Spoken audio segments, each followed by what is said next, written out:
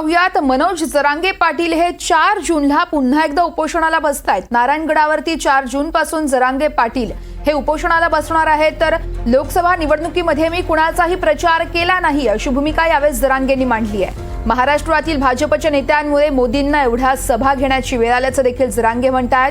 तर भाजपच्या नेत्यांना 12 बलुतेदार दलित मुस्लिम धनगरांबद्दल द्वेष आहे असं देखील जरांगे पाटील यांनी म्हणत आरोप केलाय।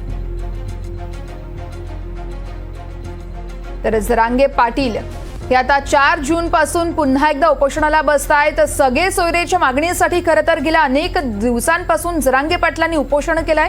मात्र लोकसभा निवडणुकीची आचारसंहिता असल्यानं त्यांनी कुठेही सभा घेणं किंवा उपोषण करणं हे टाळल्याचं सांगितलं आहे। मात्र आता पुन्हा एकदा 4 जूनला लोकसभा निवडणुकीचा निकाल लागल्यानंतर अगदी त्याच दिवशी जरांगे पाटील हे पुन्हा एकदा उपोषणाला बसणार आहेत। नारायणगडावर जरांगे पाटील हे उपोषणाला बसणार आहेत। तर निवडणुकीमध्ये मी कुणाचाही प्रचार केला नाही अशी भूमिका जरांगेंनी मांडली आहे। महाराष्ट्रातील भाजपच्या नेत्यांमुळेच मोदींना एवढ्या सभा घेण्याची वेळ आल्याचा टोला यावेळेस जरांगेंनी लगावलाय। भाजपच्या नेत्यांना 12 बलुतेदार दलित मुस्लिम आणि धनगरांबद्दल द्वेष असल्याचा देखील आरोप जरांगे पाटील यांनी केलाय।